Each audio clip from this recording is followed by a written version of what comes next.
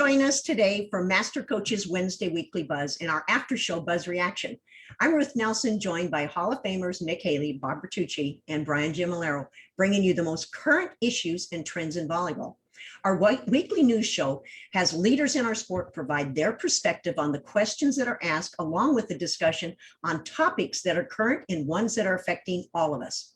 A newsflash: Toyota pulls Olympic TV ads in Japan.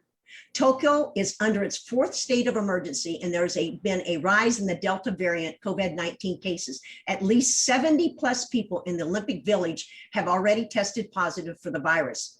The Japanese Olympic Committee declared on July 8th that no fans, foreign or domestic, will be allowed to attend.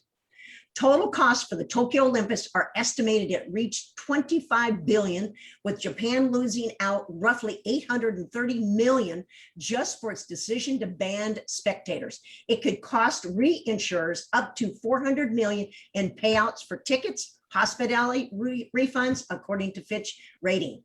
Knightcommission.org states college sports needs new leadership that puts athletes first. Take a listen to their current recommendations for a change on transforming the NCAA D1 model. Front Office Sports has released Athlete Marketing Essentials, a 6-lesson course designed to help collegiate athletes and those who work with them to better understand the tools and resources available to make the most of their ability to profit off name, image, and likeness.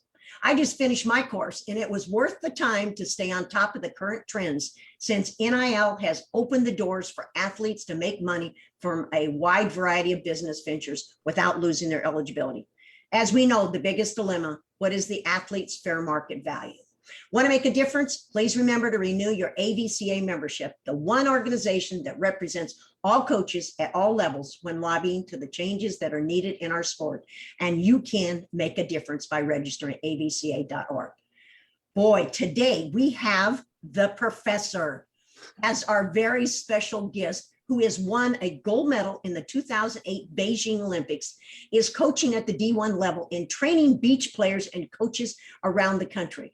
So let's head over to, is it Austin, Texas? Are we back yet, Mick? With former Olympic coach Mick Haley, who will introduce our guest today. Mick?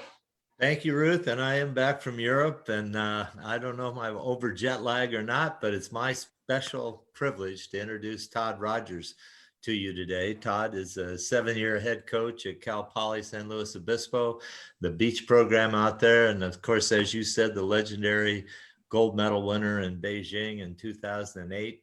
Actually, he's played in 2 Olympics. Todd, really great to have you on today. Thanks for coming on. Well, thanks, Mick, and thanks to all of you for having me on Master Coaches. Real treat to be on here with a bunch of luminaries in the sport. Yeah, I don't know about the luminaries, but we certainly will light up from time to time. I didn't know if we were going to get you on today. Ruth had so much news that I was a little worried that I wasn't going to get to ask a question. But now that we've got what's going on in the world, I do have some interesting, I think, questions, at least from my standpoint, that I'd like to ask you about. You know, you finished your playing career about 5 years ago, and incidentally, you still have that wonderful court in your backyard? We actually sold that house about a dozen years ago. Oh, no longer. yeah. So did the court raise the value of the house? I don't know. I don't think so. To the folks that ended up buying, literally knocked on the door and said, "Hey, we saw you listed your house on Zillow. Make me move." And we went, "Okay, you want it for the price offered? Yes. Okay, done." Good job of sales. That's great. Well, that was state of the art at one time, and I actually had called you and gotten information on how you build it, because we were trying to figure out how we were going to put in courts at USC and some other places, and you were quite helpful. So thank you for that. But let's get right into this. So can you give me a perspective for what it's like normally as a player in the Olympics? Because you've played in 2 and you've had those crowds, and you know all the difficulties and the things that work well. And then tell me what you feel will be different for the players in this Olympics with no attendance and that sort of thing. Can you compare and contrast both of those for us? I think it's going to be very difficult for the athletes at the Olympics, for the vast majority of them, especially in beach volleyball, where it's a kind of a riotous sport. It's loud. People are cheering during play. You know, there's no golf clap there. It's about singing and screaming and chanting and really getting behind the guys that you're rooting for, the country that you're from. So I do think that will be a difficulty, at least on the beach volleyball side. From my own perspective, I can't imagine not having fans. I mean, part of the whole point of sports to me a lot of times is to have fans that have family out there, have friends out there, cheering and waving flags, especially at the Olympics where you're representing your country. I do think it'd be tough to not have it. It wouldn't be so difficult in terms of representing your country, because that's just a flat out honor. So I don't think getting up for the actual matches themselves will be difficult. But I do think there's an aspect that will be missing for them, and I kind of feel for them. Have you talked to any of them how they might fill that void, or what they do? Do they do self-talk? Do they, I mean, you know, you really have to figure out something. And I think the tournaments that they played in, that they qualified in, I think those had spectators, didn't they, this year and last year? They did all pretty much, I think all but maybe some AVP events had spectators. So most of them, they're used to that. I do know a lot of them do a lot of meditation type stuff beforehand, just as a precursor to all of their matches. I think a lot of athletes are going down that road, and it seems to work for a lot of them. And then I'm sure a lot of them have the old, well, you know, that guy, he looked at my girl wrong one day, or, you know, whatever it is to get the chip on the shoulder to make it work for them. I'm sure everyone's got some kind of story that they can go back to fire up, to get after those guys or those gals. Maybe we call that the old Tim Hovland or Steve Obradovich mentality on the beach, right? For sure. Those two were two of the best on that front. Well, let's talk about the COVID issue. So how does that impair the team testing and all of that? Is that another problem, or is it because you're outdoors and that sort of thing? Is that not too much of a problem? I mean, the testing and all the things around it are, I would say, a minor nuisance. It's something that I feel like a lot of us have just gotten used to, whether it's college sports and you're getting tested 2 or 3 times a week at times, or pro sports where you're consistently being tested on at least a weekly basis, if not even a daily basis, when you're actually in competition, which I believe is what's going on in Tokyo, is they're literally getting tested on a daily basis. So I don't think that's going to be a huge concern. It's pretty easy nowadays. I mean, as far as people getting affected, I've already seen a handful of athletes in the beach volleyball community that have either are in quarantine or have been affected. I know I just read recently that a Czech male player has tested positive for it, and I don't know that he's going to be able to even play. And I've seen multiple athletes throughout the Olympics getting tested positive. It's a little bit scary because, you know, at least in the beach volleyball, and I'm sure in other sports as well, and even indoor volleyball, you've got them together. You have to have them together. And if one of them tests positive, all of a sudden there's the quarantine factor. How long are they doing that for? And I'm not super up to speed on that, but it's almost like you want to keep everyone away for as long as you can with each other, even though they want to communicate and have that camaraderie and, hey, we're Team USA, that you kind of want to have them flying on different flights, different rooms, don't hang out during dinner, can't talk to one another. It's kind of just, I mean, really, there's a lot of it that's a little bit sad, because that's part of, you guys all know, it's part of being at the Olympics, is that camaraderie, and we're representing something that's bigger than we are. Well, you may not have heard, but it was reported this morning that Taylor Crabb is out. He is tested positive, and we've heard that he's being replaced, and they're flying an athlete in. Do you know anything about this at all? I had heard the same thing, that Taylor had tested positive. And I had heard that Tri Bourne was flying out there. I don't know all the details other than that, like literally just what I read in the news. So I feel horrible for Taylor. The one good side for him, or I guess silver lining, is that he's going to have a lot of opportunities. He's an incredibly talented player. and he's younger, obviously at 20, I don't know what he is exactly, 27, 28. Who I really feel for is Jake Gibb. 4 Olympics now. He's 44. I'm pretty sure he ain't coming back for another one, although he defied the odds for sure at 44. I mean, he's just had a stellar career, and I know he would have, that opportunity to get that medal, whatever color that would be. He's been in the mix every single time. So, and he's a good man. And so I kind of feel for him, not to say that he and Tri couldn't shock the world, but I do think it'd be a little bit of a shock the world kind of thing, because they have not played together at all.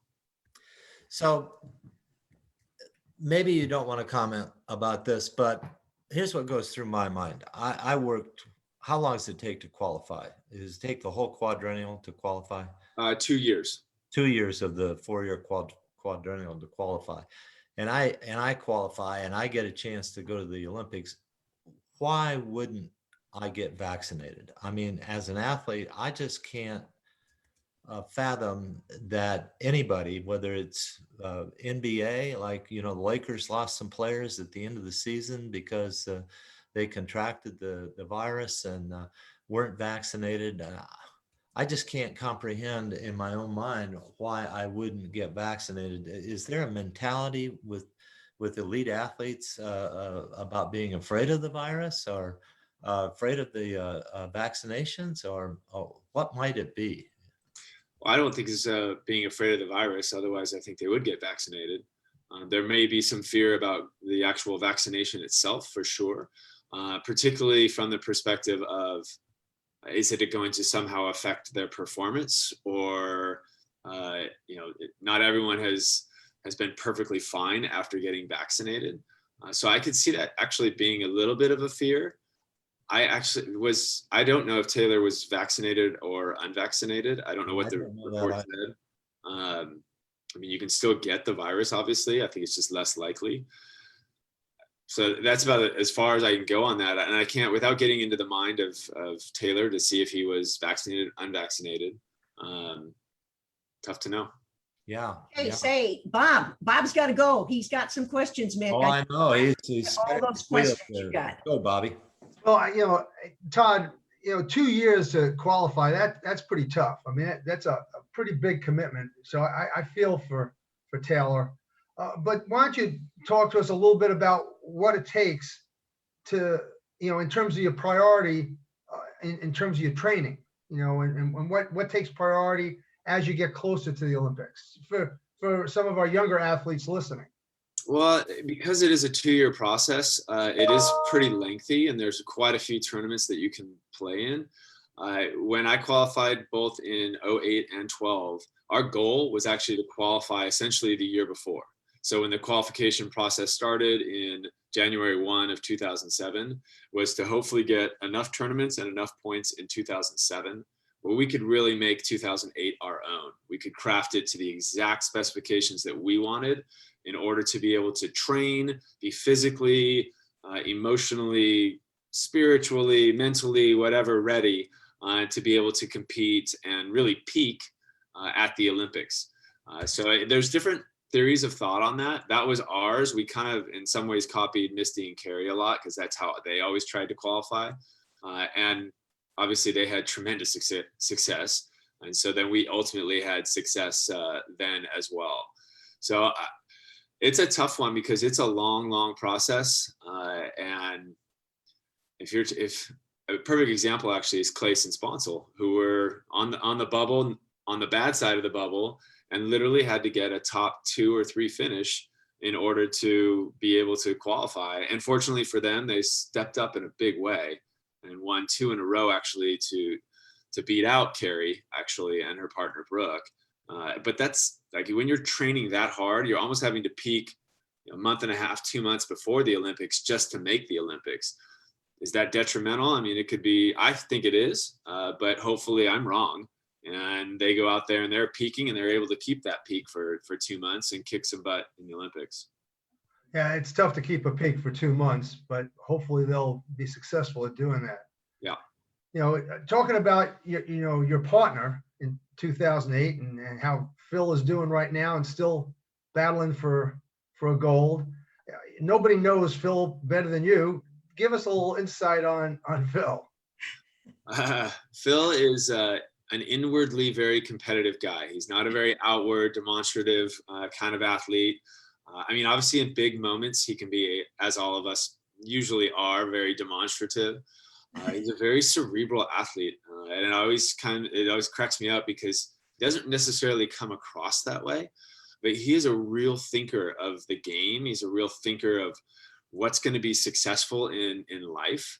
I really enjoy, even to this day, had dinner with him a couple of weeks ago just to chat with him about, he and Nick both, just to chat with him. Hey, how you guys feeling? Where's your mindset, et cetera? And they were feeling fantastic. I really enjoy those conversations with him because he's smart, he's sharp, he stays up on everything, whether that's volleyball or politics or finances, whatever that is. So it's he's not very like open and gregarious. So if you just first meet him, he's going to be a very, very quiet guy.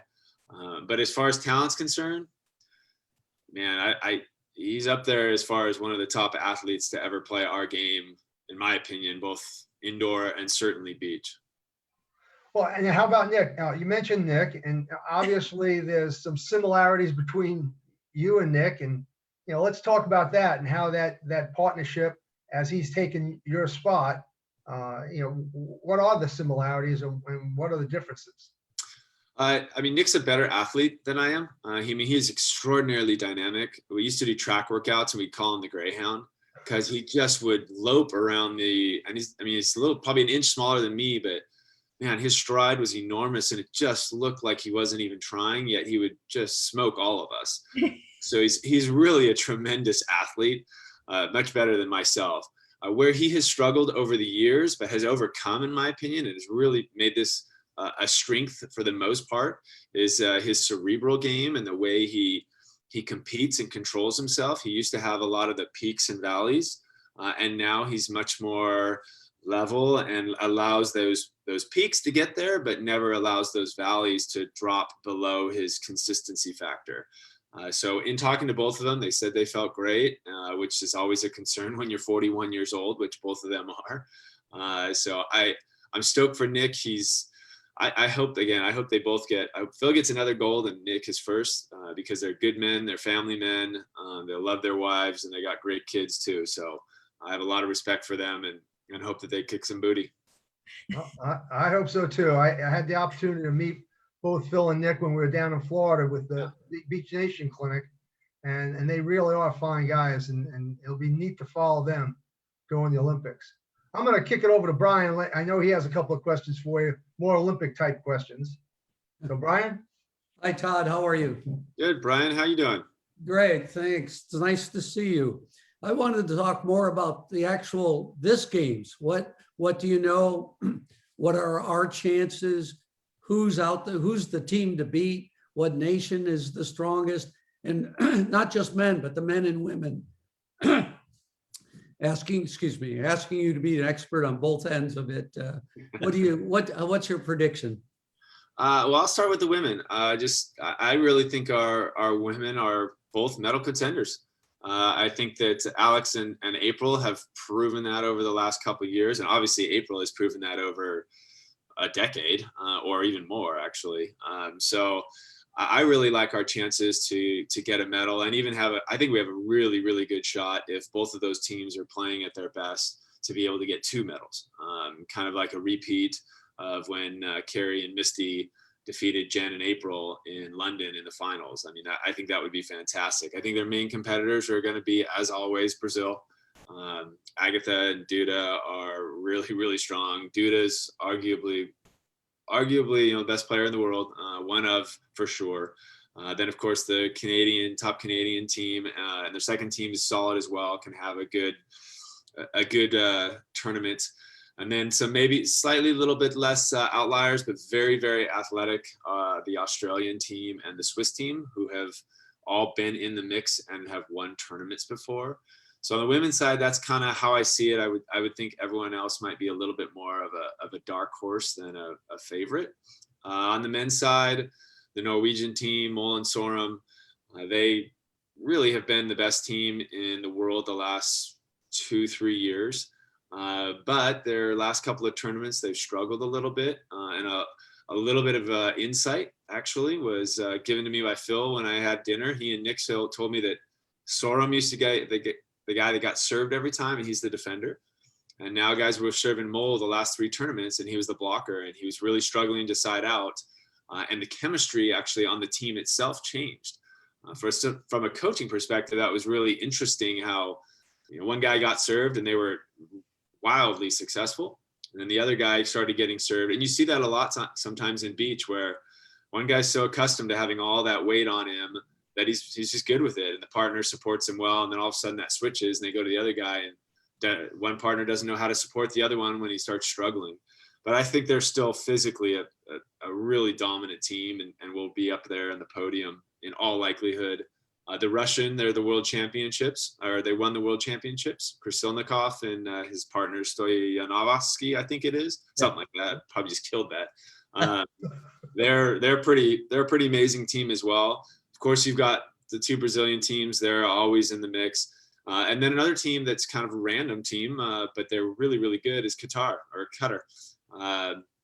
They've really proven over the last, I'd say, year and a half, 2 years, that they're one of the forces to be reckoned with. They're very, very athletic, and they've been in the mix a ton over, I think, pretty much every major tournament this year. So they're kind of a fun team to watch too. Really, really dynamic and enjoyable. And of course, our guys hopefully will be in that mix. I don't think they'll be considered one of the favorites. But then again, they're athletically, if Phil and Nick can play to their top shape, I think they can match up with anyone else in the world. Well, exciting. I had no idea of some of those teams. I mean, that's great. I can't wait to watch. I hope everyone stays healthy. It's by the way, it's great to see you coach in the collegiate level now. I think it's great that you give back, and I wish the best. I actually have a player who wants to talk to you, so we'll get together. I think she's pretty good. So okay, we got to talk about that. Sounds good. Just some recruiting here. Anyway, I'm kicking it over to Ruth. Wow, you guys are being so nice to me. I told you, Todd, they very rarely give me this amount of time to ask questions. So I get to ask you the fun questions. Is what in the world possessed you to want to retire? This thing called lots of white hairs and age. That was probably the number one factor there. I was very fortunate. I was pretty much injury-free for the vast majority of my career.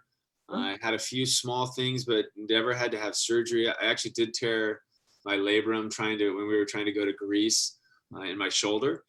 But I was able to just rehab it and had never had surgery on it.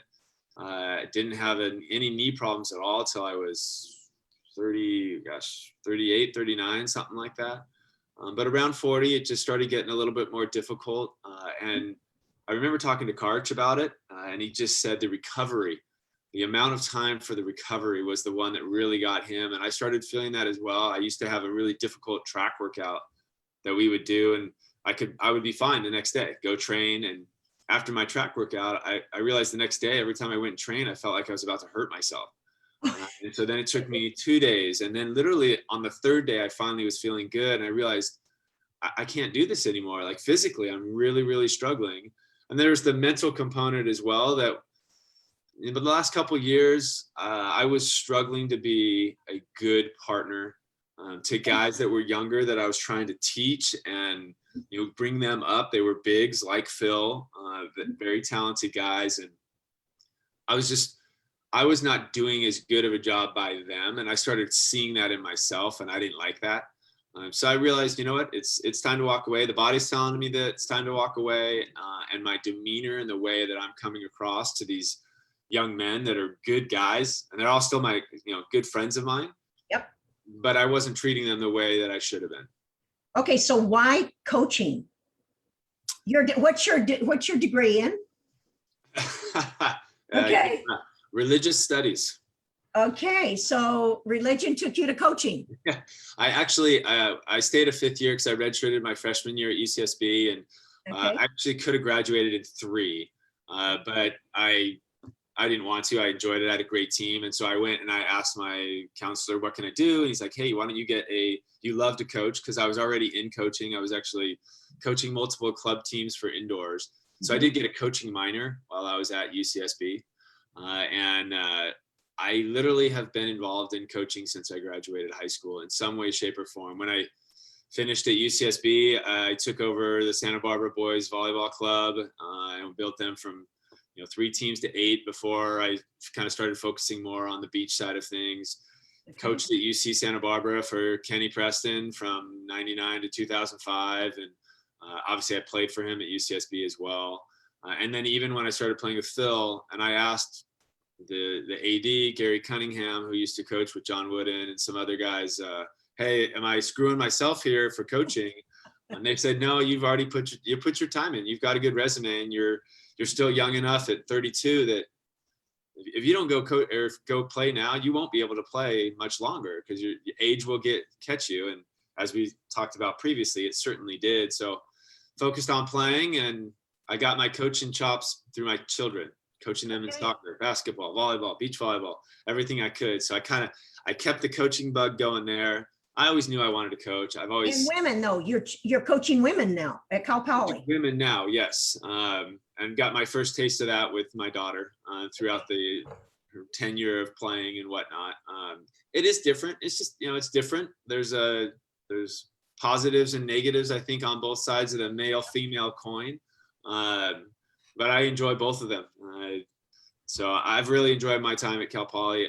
It's been fantastic, and hopefully we can continue what we've been doing there for quite some time.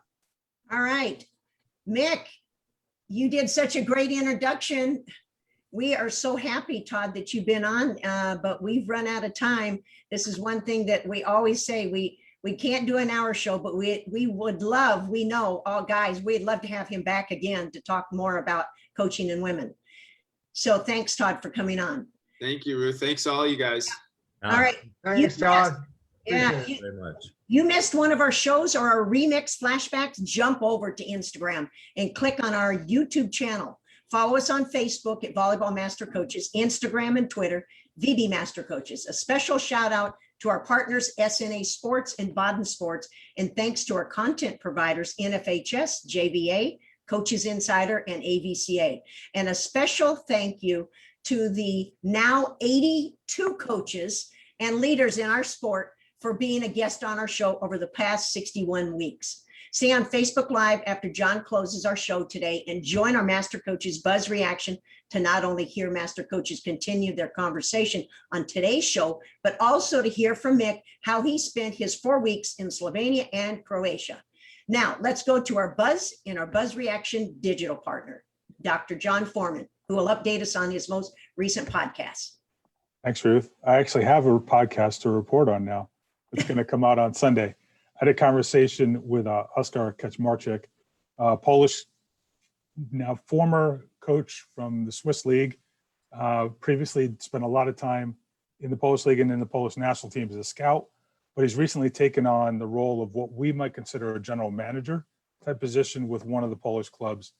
And he and I talked with also Mark Lebedew on the prospects for that sort of thing, because traditionally in professional volleyball, they tend to operate on a single year cycle because of budgets and contracts are short and all that. Whereas Oscar's role is to try to take a bigger picture, longer term point of view. So that look forward to letting people hear that on Sunday and hearing what they have to say. So with that, let's head on to Buzz Reaction. All righty.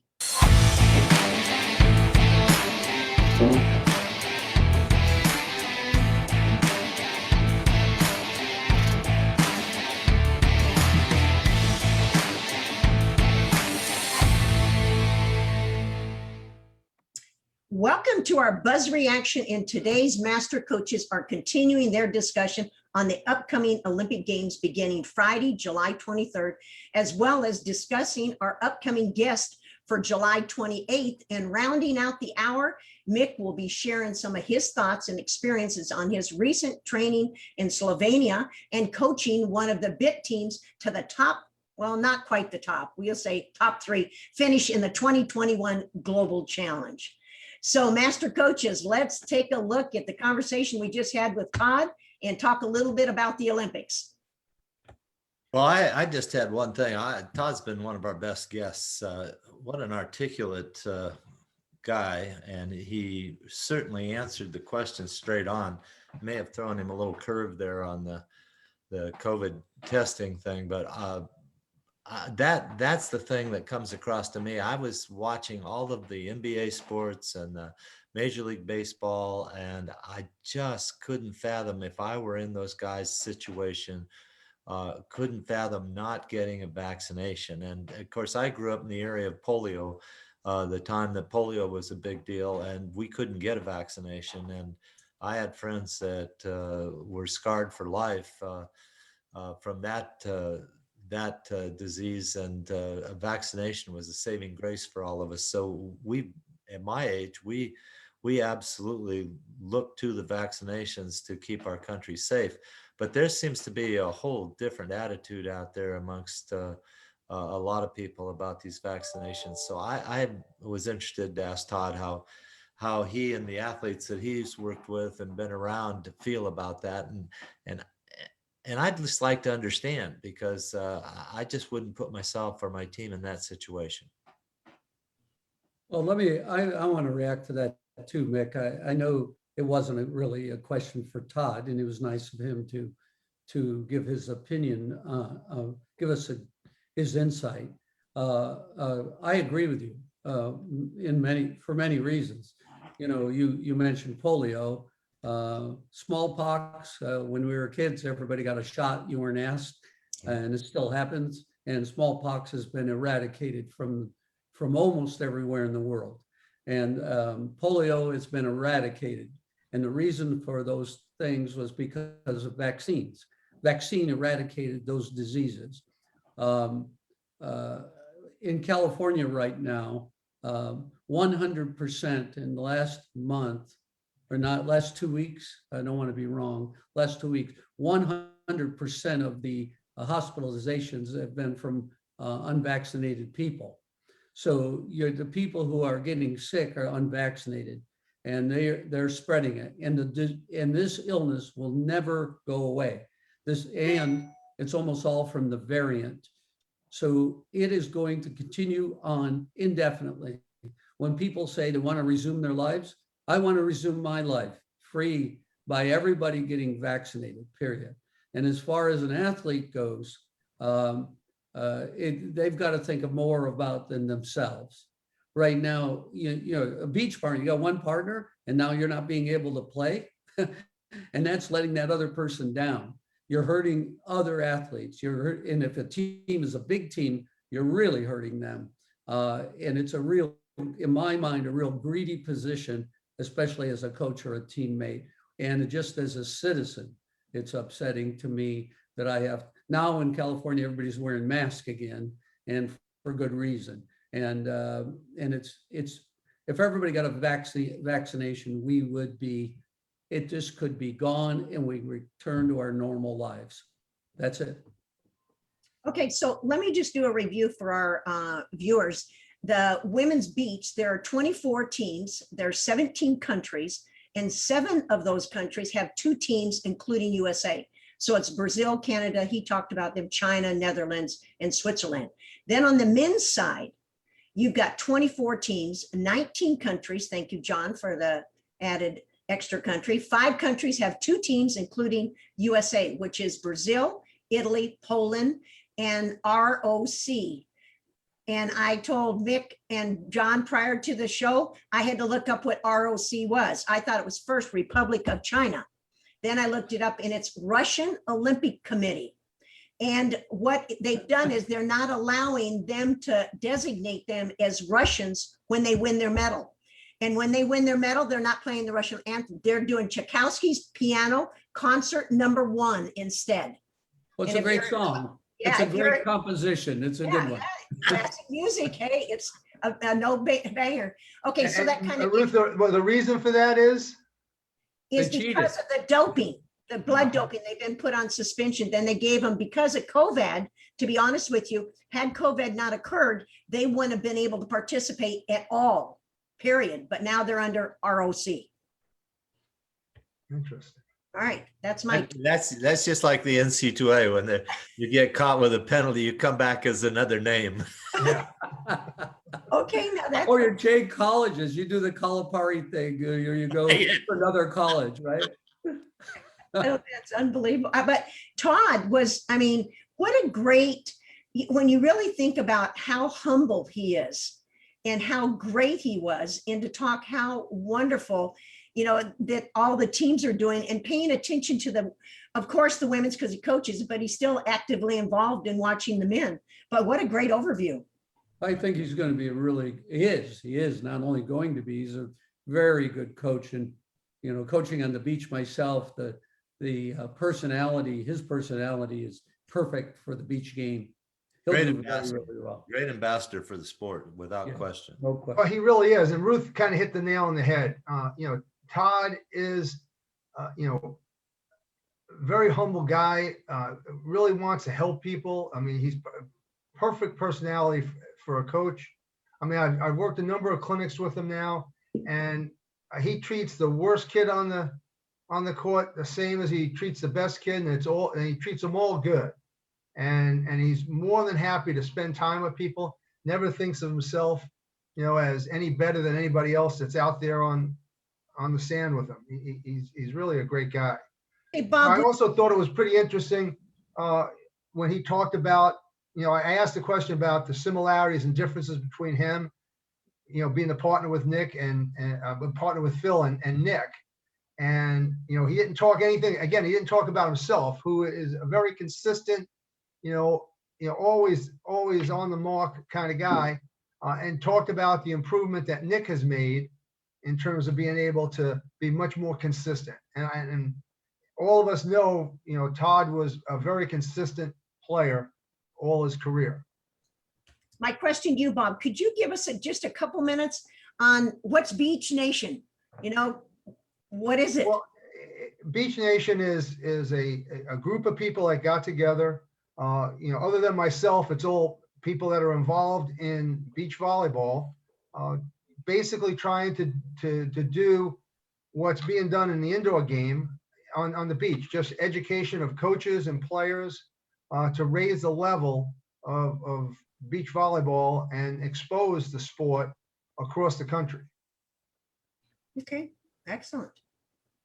If you guys have a couple other things, because I'd like to actually put up the indoor side, because we haven't really touched that, but if you guys have a couple other things you want to add to that. I was shocked when he said guitar. Guitar's got a great team. I haven't followed. I didn't know. I thought that would be interesting. This, you know, I think because their athletic ability is phenomenal, and they've been very competitive. Yeah, I was shocked. Bob, do you know what happened to the Latvian men's team that was so good for a while? No, honestly, I can't say I do know. They were the #1 team in the world, and they're gone. I don't know. I heard one of them got hurt, but I didn't know. Anyway. Okay, so I put up women's and men's teams. Someone want to talk a little bit about each of them? How good is China? Does anyone know? China women or China men? Women. Well, Quite good. this is a hard one to talk about because, John, you may know more than I do about this, but when I was in Europe last week, I asked the same question, and the word on the street with the Europeans was that a lot of teams hid their talent for the Olympics. This is going to be a big surprise kind of Olympic. Serbia did not show you anything. They brought their third team to the Nations League. China did not show you anything in the Nations League. So we don't know who's good and who's not. Brazil, they think are good. The United States certainly looked good. But in the women, I think you have to watch each match to find out who's going to come forward, because people just wanted to save their athletes and the training for one go at this. And they're going to try to peak once, not twice, as Todd was talking about. Yeah, the big win for China was the 3-0 over USA women. Yeah. So during the VNL, that was their biggest win. Yeah, really lopsided too. Yep.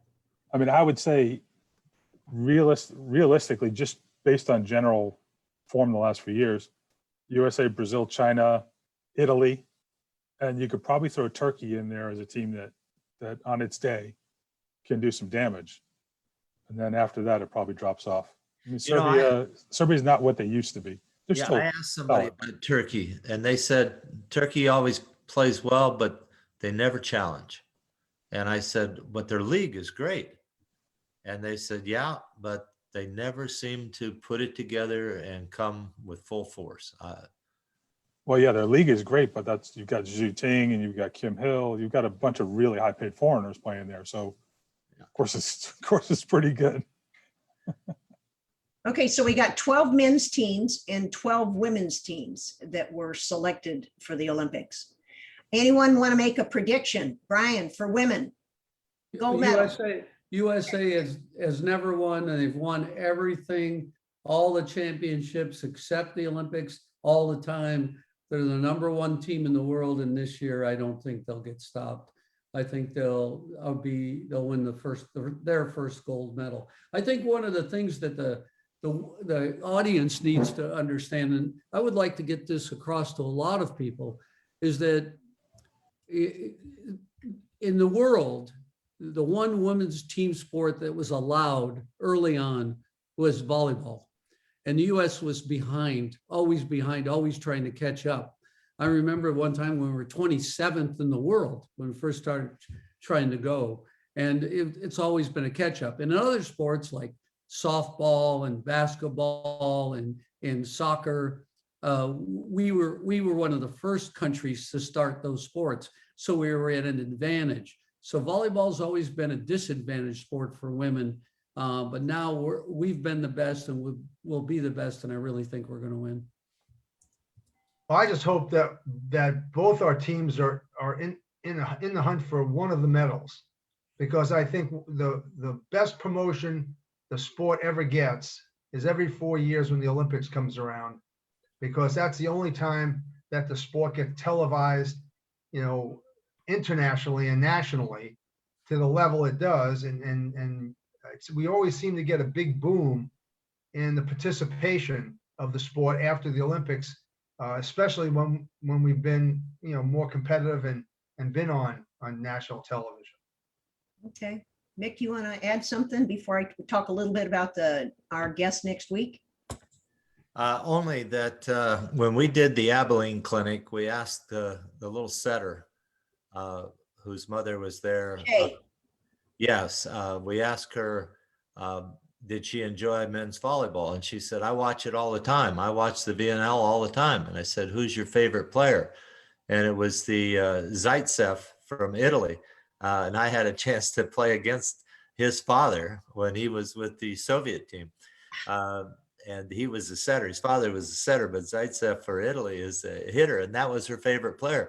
I thought that's interesting. We've got a young American girl watching volleyball and picks an Italian guy whose dad was a big Soviet player as her favorite player. I thought that's pretty interesting. So we're starting to branch out and watching the game at a high level.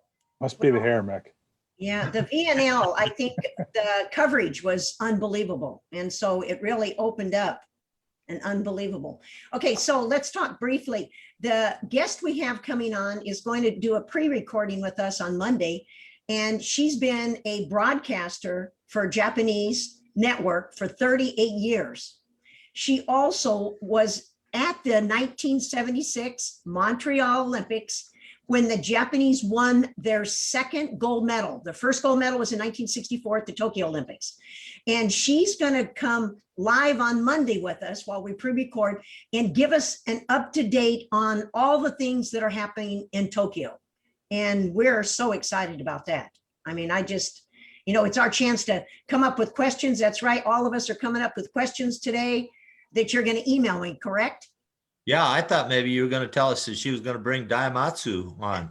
Oh, yeah. You know what? I once told that joke, and one lady from Hattie Mae Wood driving a Corvette from Orange, Texas, raised her hand in Jim Coleman's clinic and say, who's Dynamite Sue? And I go, You mean Diamatsu? Okay, so that's a true story from, she came every year to George Williams College. Okay, You now, had to be there. You had to be there. yeah, you have to be there. Okay, let's hear from our volleyball traveler that was spreading the master coaches teaching philosophy all over Europe. Okay, Nick? And hopefully he wasn't drinking too much wine when he was doing that. Oh, Well, that's all my wife posted is every time we had a glass of wine, she put a picture up. So I'm sure she thinks we're double alcoholics here. And but we had a great time. We actually spent 30 days in Slovenia and Croatia. We first went into Maribor, flew into Ljubljana, the capital of Slovenia, and then drove down to Maribor, spent some time there at the Draws Center in Maribor as their guests, 3 courts training the Maribor teams and that sort of thing. And then we drove to Croatia and did a 7-day, we sailed down the coast of the Adriatic, down the coast of Croatia in a catamaran. Actually, we had 2 catamarans and about 14 or 15 of us. And I had Russ Carney and Sherry Carney joined my wife and I on one catamaran, and Corey Solomon and his family and several other Maribor folks were on the other catamaran. And we had a great 7 days. And I wanted to recover a little bit from that. And we got back to Maribor, and Corey says, "Oh, by tomorrow, you'll be doing triple days.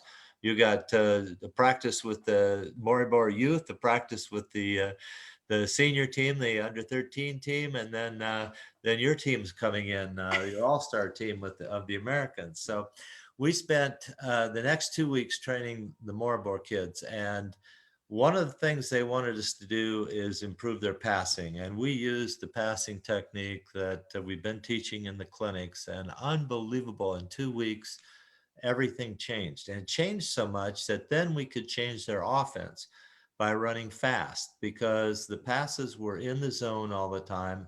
We got in system, and all at once the kids, they're at the end of their year right now. It was pretty hard to motivate them for a while.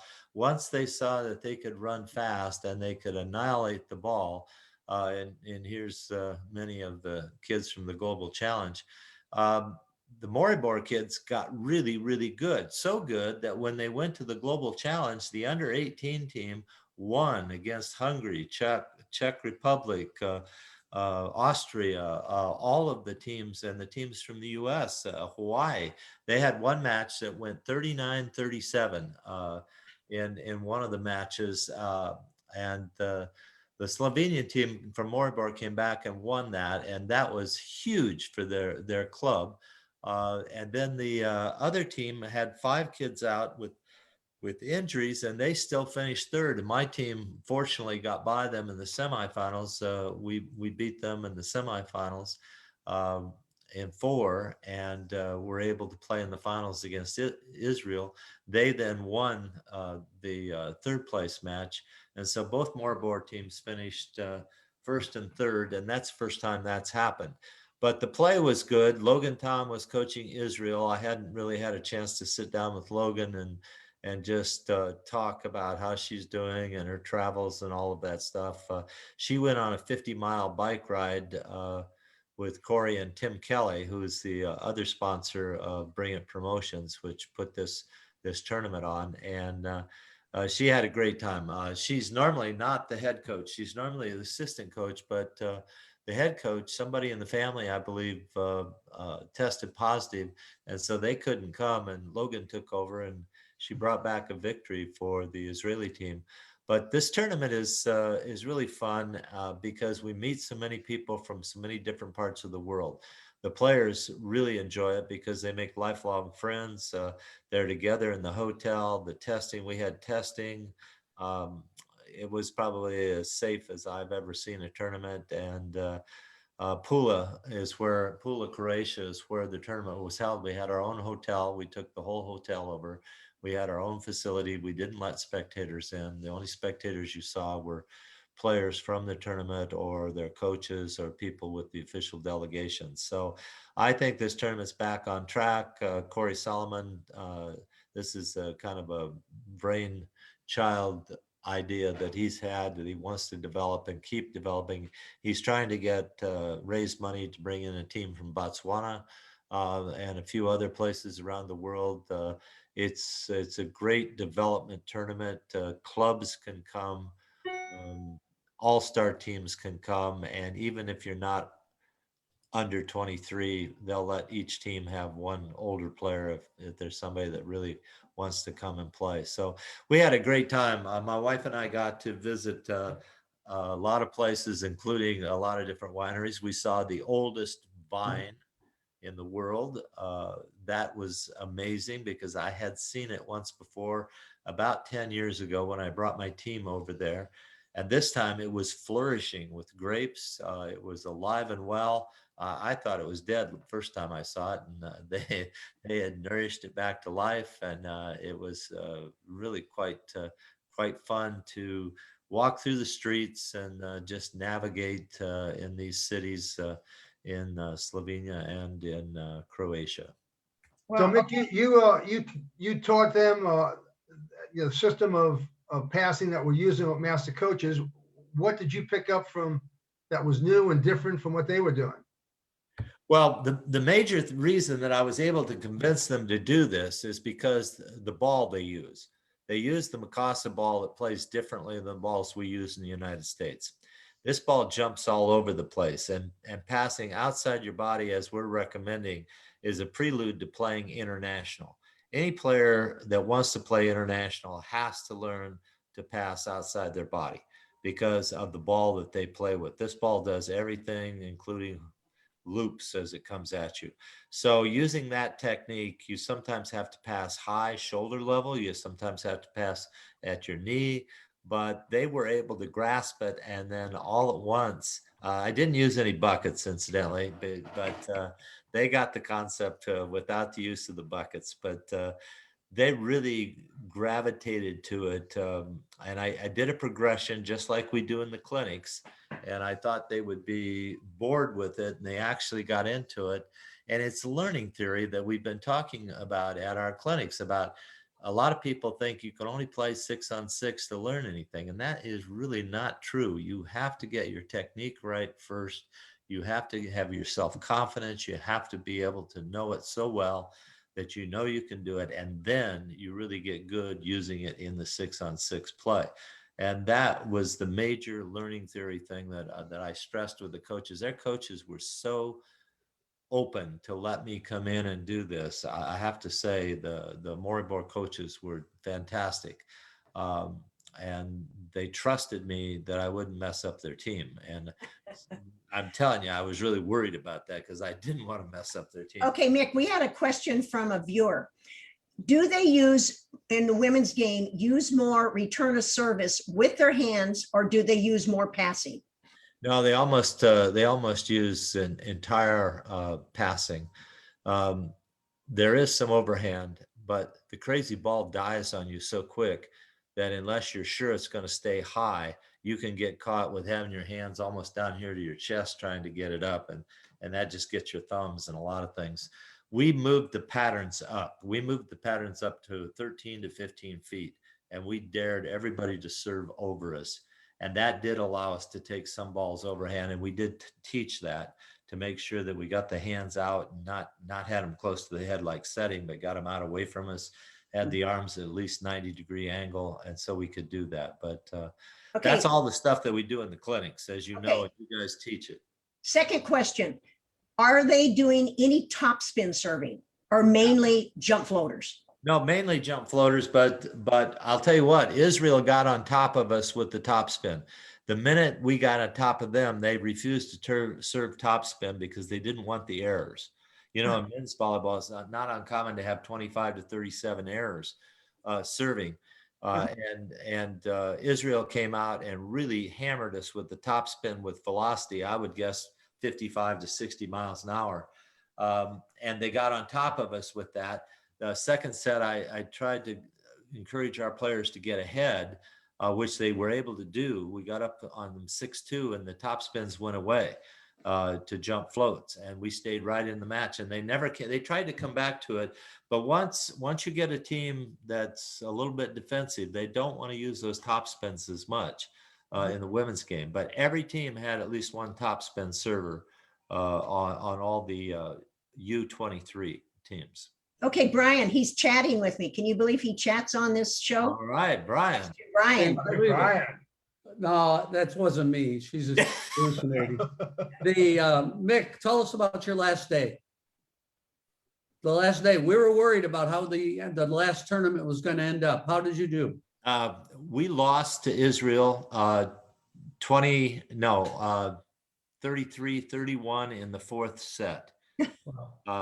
And we had a chance. We had swings to win that fourth set and get it into a fifth game, and we just couldn't do it. But we had one player from Utah, Maddie Robinson, who really brought the heat for us. And she had, it was a transfer from BYU that is at Utah now. And I look for her to really show her stuff this coming fall. We also had Mamie Gerard, who is transferring from San Jose State to Ball State.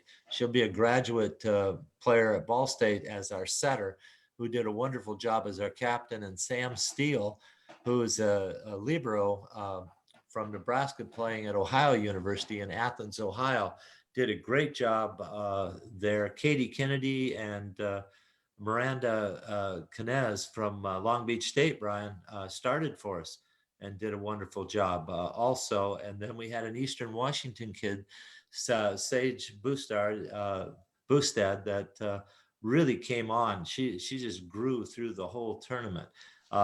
We had several other players from Regis, from Canisius, that 6'5", 6'6" middle played with us. Anastasia Rush from Pittsburgh. Watch out for her next year. She is a comer also. So I had to try to put these kids together in 3 days, and they were willing to let me do that.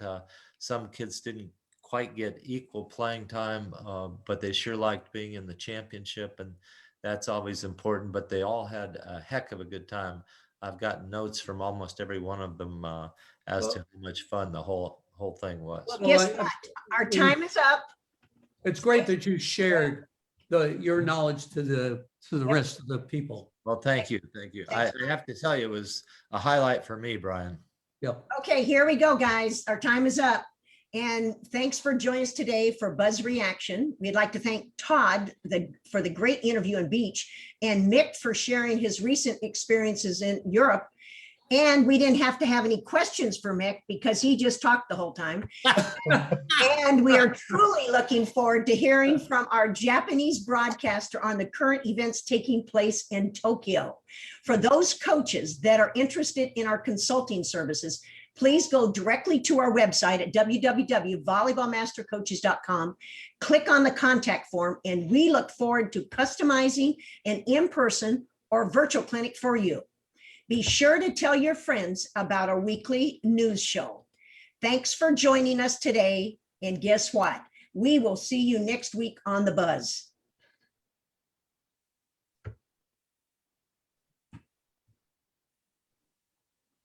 Brian, sing.